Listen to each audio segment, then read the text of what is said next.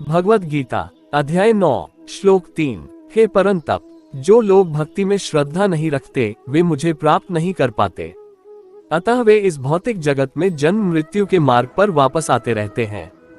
तात्पर्य, श्रद्धाविहीन के लिए भक्ति योग पाना कठिन है, यही इस श्लोक का तात्पर्य है। श्रद्धा तो भक्तों की संगति से उत्पन्न की जाती है। महापुरुषों से वैदिक प्रमाणों को सुनकर भी अभागे लोग ईश्वर में श्रद्धा नहीं रखते, वे झिझकते रहते हैं और भगवत भक्ति में दृढ़ नहीं रहते। इस प्रकार कृष्ण भावनामृत की प्रगति में श्रद्धा मुख्य है। चैतन्य चरितामृत में कहा गया है कि श्रद्धा तो ये पूर्ण विश्वास है कि परमेश्वर श्री कृष्ण की ही सेवा द्वारा सारी सिद्धि प्राप्त की जा सकती है, यही वास्तविक श्रद्धा है।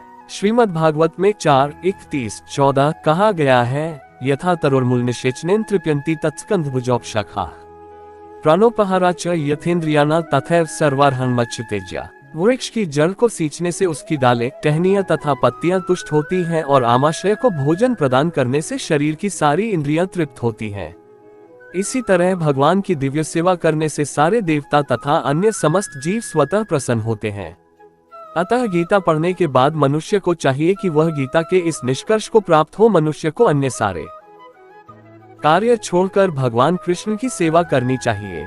यदि वह इस जीवन दर्शन से विश्वस्त हो जाता है तो यही श्रद्धा है। इस श्रद्धा का विकास कृष्ण भावनामृत की विधि है। कृष्ण भावनाभावित व्यक्तियों की 3 कोटियां हैं। तीसरी कोटि में वे लोग आते हैं जो श्रद्धाविहीन हैं। यदि ऐसे लोग ऊपर ऊपर भक्ति में लगे भी रहें तो भी उन्हें सिद्ध अवस्था प्राप्त नहीं हो पाती। संभावना यही है कि वे लोग कुछ काल के बाद नीचे गिर जाएं। वे भले ही भक्ति में लगे रहें, किंतु पूर्ण विश्वास तथा श्रद्धा के अभाव में कृष्ण भावनामृत में उनका लगा रह पाना कठिन है। अपने प्रचार कार्यों के दौरान हमें इसका प्रत्यक्ष अनुभव है कि कुछ लोग आते हैं और किन्हीं गुप्त उद्देश्यों से कृष्ण भावनामृत को ग्रहण करते हैं, किंतु जैसे ही उनकी आर्थिक दशा कुछ सुधर जाती है कि वे इस विधि को त्याग कर पुनः पुराने धर्रे पर लग जाते हैं। कृष्ण भावनामृत में केवल श्रद्धा के द्वारा ही प्रगति की जा सकती है। जहाँ तक श्रद्धा की बात है, जो व्यक्ति भक्ति साहित्य में निपुण है और जिसने दृढ़ श्रद्धा की अवस्था प्राप्त कर ली है, वह कृष्ण भावनामृत का प्रथम कोटि का व्यक्ति कहलाता है। दूसरी कोटि में वे व्यक्ति आते हैं जिन्हें भक्ति शास्त्रों का ज्ञान नहीं है, किंतु स्वतः ही उनकी दृढ़ श्रद्धा है कि कृष्ण भक्ति सर्वश्रेष्ठ मार्ग है, अतः वे इसे ग्रहण करते हैं। इस प्रकार वे तृतीय कोटि के उन लोगों से श्रेष्ठतर हैं जिन्हें न तो शास्त्रों का पूर्ण ज्ञान है और न श्रद्धा ही है, अपितु संगति तथा सरलता के द्वारा वे उसका पालन करते हैं। तृतीय कोटि के व्यक्ति कृष्ण भावनामृत से गुमराह हो सकते हैं, किंतु द्वितीय कोटि के व्यक्ति गुमराह नहीं होते। प्रथम कोटि के लोगों के गुमराह होने का प्रश्न ही नहीं उठता। प्रथम कोटि के व्यक्ति निश्चित रूप से प्रगति करके अंत में अभीष्ट फल प्राप्त करते हैं। तृतीय कोटि के व्यक्ति को ये श्रद्धा तो रहती है कि कृष्ण की भक्ति उत्तम होती है, किंतु भागवत तथा गीता जैसे शास्त्रों से उसे कृष्ण का पर्याप्त ज्ञान प्राप्त नहीं हो पाता।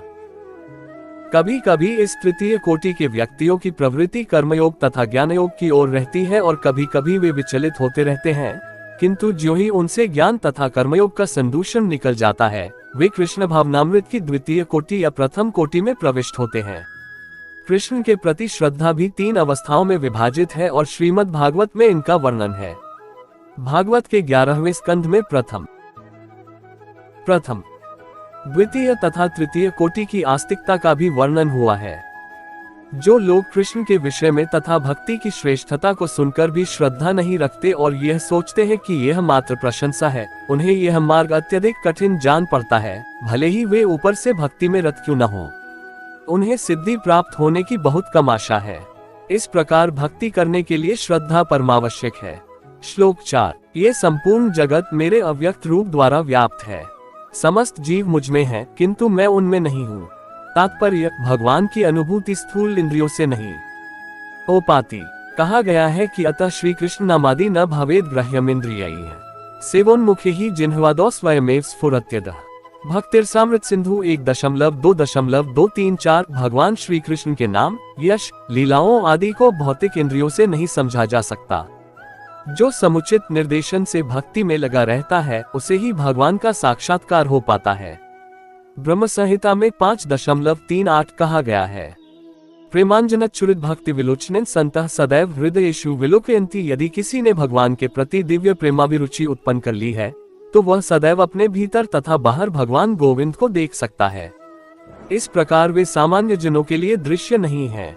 यहाँ पर कहा गया है कि यद्यपि भगवान सर्वव्यापी हैं और सर्वत्र उपस्थित रहते हैं, किंतु वे भौतिक इंद्रियों द्वारा अनुभवगम्य नहीं है। इसका संकेत अव्यक्त मूर्तिना शब्द द्वारा हुआ है। भले ही हम उन्हें न देख सके, किंतु वास्तविकता तो यह है कि उन्हीं पर सब कुछ आश्रित है। जैसा कि 7वें अध्याय में बताया जा चुका है कि संपूर्ण दृश्य जगत उनकी दो विभिन्न शक्तियों, परा या आध्यात्मिक शक्ति तथा अपरा या भौतिक शक्ति का संयोग मात्र है। जिस प्रकार सूर्य प्रकाश संपूर्ण ब्रह्मांड में फैला रहता है, उसी प्रकार भगवान की शक्ति संपूर्ण सृष्टि में फैली है और सारी वस्तुएं उसी शक्ति पर टिकी है। फिर भी किसी को इस निष्कर्ष पर नहीं पहुंचना चाहिए कि सर्वत्र फैले रहने के कारण भगवान ने अपनी व्यक्तिगत सत्ता खो दी है। ऐसे तर्क का निराकरण करने के लिए ही भगवान कहते हैं, मैं सर्वत्र हूँ और प्रत्येक वस्तु मुझ में है तो भी मैं पृथक हूँ।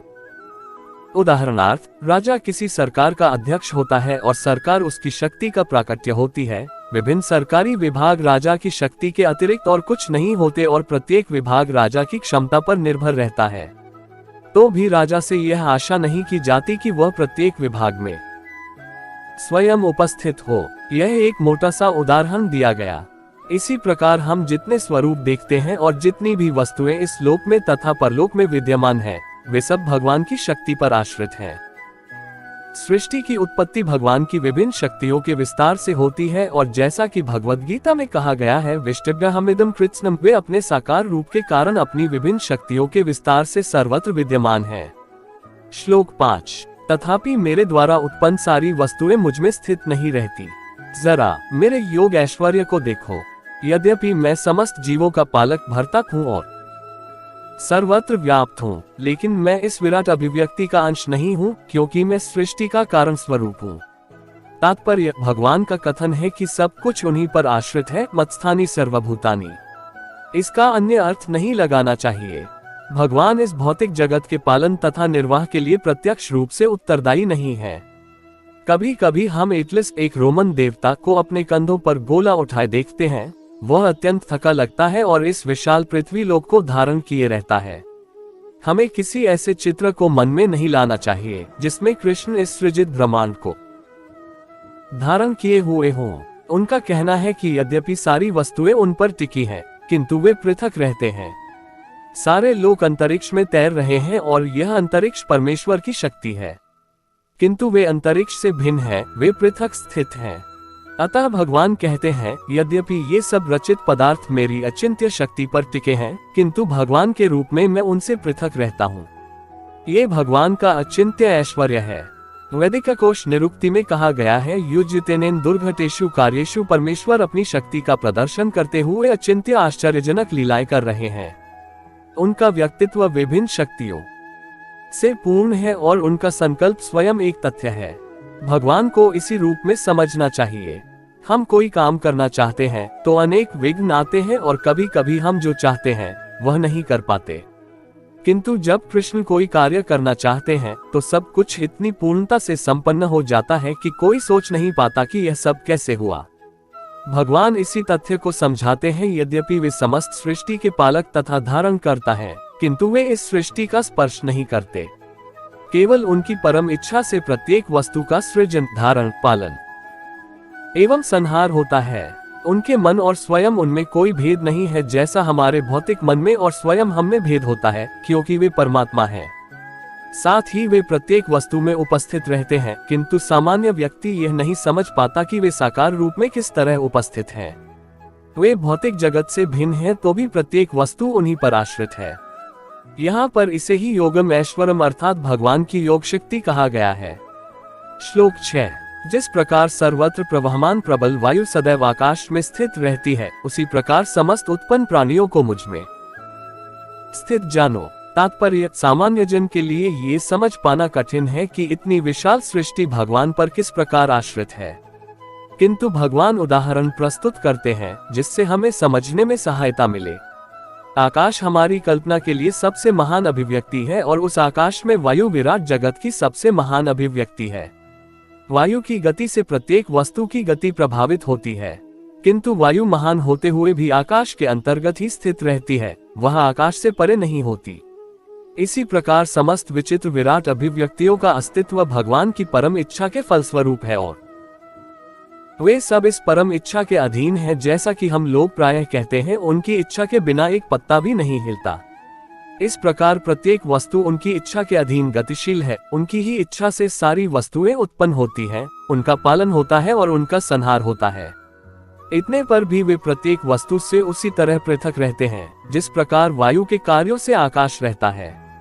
उपनिषदों में कहा गया है, यद्भीषा वातः पवते, वायु भगवान के भय से प्रवाहित होती है। तैत्तिरीय उपनिषद 2.8.1। बृहदारण्यक उपनिषद में 3.8.9 कहा गया है, एतस्य वा अक्षरस्य प्रशासने गार्गी सूर्य चंद्रमसो विधृतो तिष्ठत, एतस्य वा अक्षरस्य प्रशासने गार्गी द्यावा पृथिव्यो विधृतो तिष्ठत। भगवान की अध्यक्षता में परमादेश से चंद्रमा, सूर्य तथा अन्य विशाल लोक घूम रहे हैं। ब्रह्म संहिता में 5.52 भी कहा गया है, यच्चक्षुरेश सविता सकल ग्रहाणा राजा समस्त सुरमूर्तिरशेष तेजा यस्याज्ञया भ्रमति संभुतकाल चक्रो गोविंद मादि पुरुष तमः भजामि। ये सूर्य की गति का वर्णन है। कहा गया है कि सूर्य भगवान का एक नेत्र है और इसमें ताप तथा प्रकाश फैलाने की अपार शक्ति है। तो भी यह गोविंद की परम इच्छा और आदेश के अनुसार अपनी कक्षा में घूमता रहता है। अतः हमें वैदिक साहित्य से इसके प्रमाण प्राप्त हैं कि यह विचित्र तथा विशाल लगने वाली भौतिक सृष्टि पूरी तरह भगवान के वश में है। इसकी व्याख्या इसी अध्याय के अगले श्लोकों में की गई है। श्लोक 7। हे कुंती पुत्र, कल्प का अंत होने पर सारे प्राणी मेरी प्रकृति में प्रवेश करते हैं और अन्य कल्प के आरंभ होने पर मैं उन्हें अपनी शक्ति से पुनः उत्पन्न करता हूँ। तात्पर्य, इस विराट भौतिक अभिव्यक्ति का सृजन, पालन तथा संहार पूर्णतया भगवान की परम इच्छा पर निर्भर है। कल्पक्षय का अर्थ है ब्रह्मा की मृत्यु होने पर। ब्रह्मा 100 वर्ष जीवित रहते हैं और उनका एक दिन हमारे 4 अरब 30 करोड़ वर्षों के तुल्य है। रात्रि भी इतने ही वर्षों की होती है। ब्रह्मा के एक महीने में ऐसे 30 दिन तथा 30 रातें होती हैं और उनके एक वर्ष में ऐसे 12 महीने होते हैं। ऐसे 100 वर्षों के बाद जब ब्रह्मा की मृत्यु होती है तो प्रलय हो जाता है, जिसका अर्थ है कि भगवान द्वारा प्रकट शक्ति पुनः सिमटकर उन्हीं में चली जाती है। पुनः जब विराट जगत को प्रकट करने की आवश्यकता होती है तो उनकी इच्छा से सृष्टि उत्पन्न होती है।